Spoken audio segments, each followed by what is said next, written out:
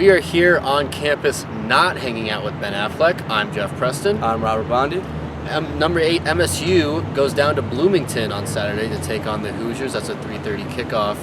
And Bondy, for Indiana, they got hit with some pretty brutal news this week as they learned that their second-string quarterback, who was going to become their first-string quarterback, is actually not going to be able to suit up on Saturday.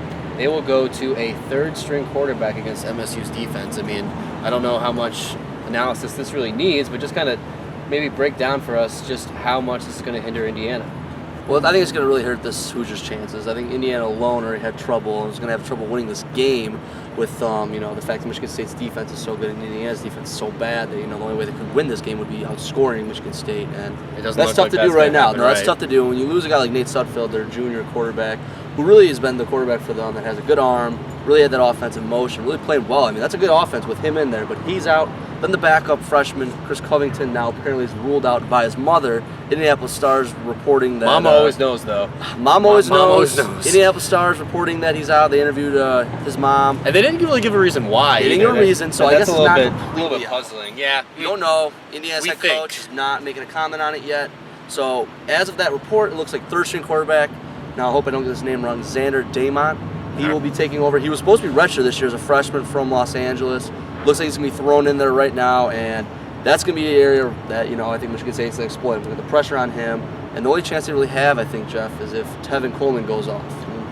He's good. What do you think about him? He's good. Oh, I mean, yeah, Tevin Coleman, obviously he is good. One thing that MSU has done probably more consistently, in their defensive attack than in other parts is stop the run.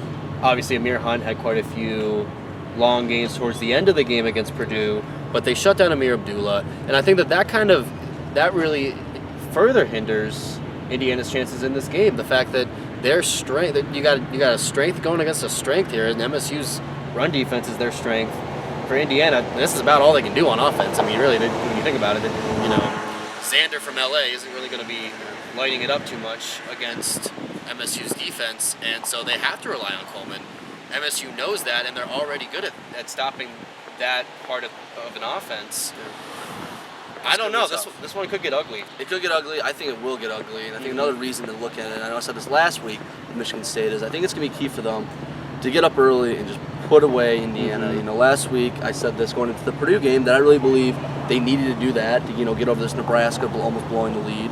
It was deja vu and was the same thing as Purdue. So now it's really going to come down to them. If they get a big lead, what they should, putting away this game, and hopefully, for their case, taking care of business so, D'Antoni can stop asking questions about the fourth quarter troubles, because I know that's starting to bug him a little bit. It is, and they can't afford a lot of that anymore. I mean, if you're looking at the college football playoff a little bit further ahead, they've had the games like Nebraska, like Purdue.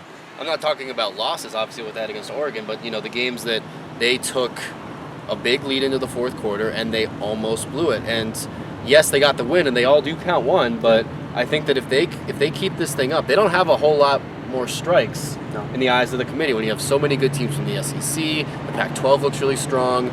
The Big 12's got a kind of a round-robin thing going on with those top three teams. So I think you're right, Bon. I think that, there has to be a foot on the gas pedal mentality if MSU is going to really kind of start to solidify. I mean, there's conversation about them right now for the college football playoff. Some people even have them in.